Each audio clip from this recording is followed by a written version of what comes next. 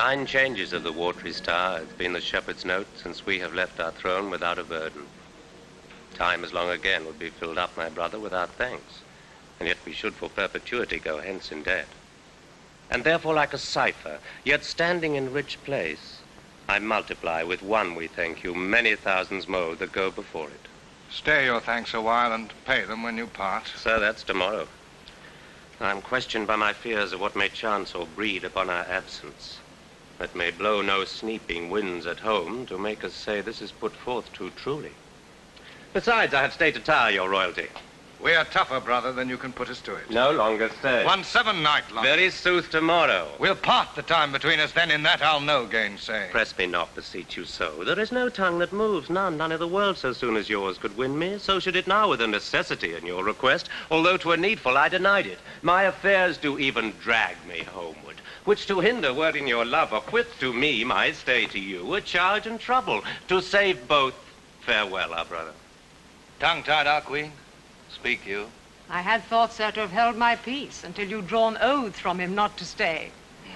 You, sir, charge him too coldly. Tell him you are sure all in Bohemia's well. This satisfaction the bygone day proclaims, say this to him. And he's beat from his best ward. Well said, Hermione. To tell he longs to see his son was strong. But let him say so then, and let him go. But let him swear so, and he shall not stay. We'll thwack him hence with distaffs. Yet of your royal presence I'll adventure the borrow of a week. When at Bohemia you take my lord, I'll give him my commission to let him there a month behind the jest prefix for's parting. Yet, good deed, Leontes, I love thee, not a jar of the clock behind what lady she her lord. You'll stay? No, madam. Nay, but you will. I may not, verily. Verily. You put me off with limber vows. But I, though you would seek to unsphere the stars with oaths, should yet say, sir, no going. Verily, you shall not go. A lady's verily is as potent as a lord's. Will you go yet? Force me to keep you as a prisoner, not like a guest, so you shall pay your fees when you depart and save your thanks. How say you? My prisoner or my guest? By your dread, verily, one of these you shall be. Your guest, then, madam. To be your prisoner should import offending, which is for me less easy to commit than you to punish. Not your jailer, then, but your kind hostess. Come, I'll question you of my lord's tricks, and yours, when you were boys. You were pretty lordings then. We were, fair queen, 2 lads that thought there was no more behind but such a day tomorrow as today, and to be boy eternal. Was not my lord the verier wag of the two? We were as twinned lambs that did frisky the sun and bleat the one at t'other. What we changed was innocence for innocence. We knew not the doctrine of ill-doing, nor dreamed that any did. Had we pursued that life, and our weak spirits ne'er been higher reared with stronger blood, we should have answered heaven boldly, not guilty. The imposition cleared hereditary hours. By this, we gather you have tripped since. Oh, my most sacred lady, temptations have since then been born to us. In those unfledged days was my wife a girl. Your precious self had then not crossed the eyes of my young playfellow. Grace to boot of this, make no conclusion, lest you say your queen and I are devils. But go on. The offenses we have made you do we'll answer if you first sinned with us, and that with us you did continue fault, and that you slipped not with any, but with us. Is he won yet? He'll stay, my lord. At my request he would not. Hermione, my dearest, thou never spokest to better purpose. Never? Never but once. What have I both twice spoke well? When was before? I prithee, tell me. You may ride us with one soft kiss 1,000 furlongs, ere with spur we heat an acre. But to the goal. My last good deed was to entreat him stay. What was my first? It has an elder sister, or I mistake you. Would her name were Grace. Why, that was when 3 crabbed months had soured themselves to death, ere I could make thee open thy white hand and clap thyself my love. Then didst thou utter, I am yours forever. 'Tis Grace, indeed. Why, lo you now, I have spoke to the purpose twice. The one for ever earned a royal husband, the other for some while a friend.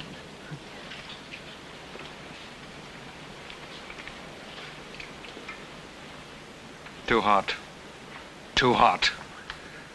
To mingle friendship far is mingling blood. I've tremor cordis on me. My heart dances, but not for joy. Not joy.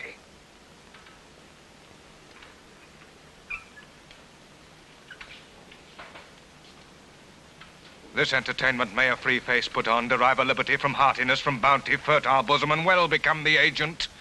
It may, I grant.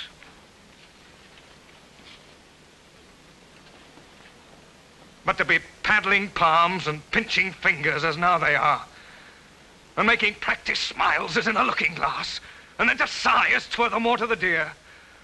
Oh, that is entertainment my bosom likes not, nor my brows.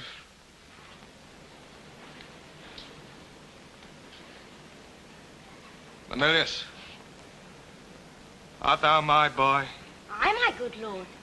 Well, that's my boarcock. What, has smutched thy nose? They say it is a copy out of mine. Come, Captain, we must be neat. Not neat, but cleanly, Captain. And yet, the steer, the heifer, and the calf are all called neat.